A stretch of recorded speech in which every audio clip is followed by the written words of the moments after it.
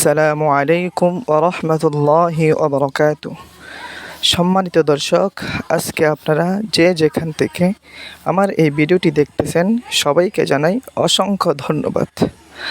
আজকে আপনারা এই ভিডিও থেকে জানতে পারবেন মাগরিবের 3 রাকাত ফরজ নামাজের নিয়ত কিভাবে আরবিতে করতে হয়। তাহলে আসুন আমরা জেনে নিই। ভিডিওটি শুরু করার আগে আমার এই ছোট্ট চ্যানেলে যদি আপনারা নতুন হয়ে থাকেন, এখনই চ্যানেলটি সাবস্ক্রাইব করে ভিডিওটি বেশি বেশি করে শেয়ার করে দিন।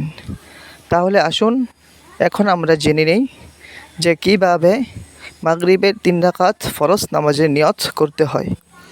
নাওয়াইতু আন উসাল্লিয়া লিল্লাহি তাআলা ثلاث ركعتي صلاة المغرب فرض الله تعالى متوجها إلى جهة الكعبة الشريفة الله أكبر। এইভাবে আমরা নিয়ত করব, তাহলে আমাদের নামাজ পরিপূর্ণভাবে আদায় হয়ে যাবে।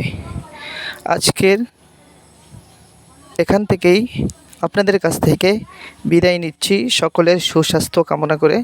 আসসালামু আলাইকুম ওয়া রাহমাতুল্লাহি ওয়া বারাকাতুহু।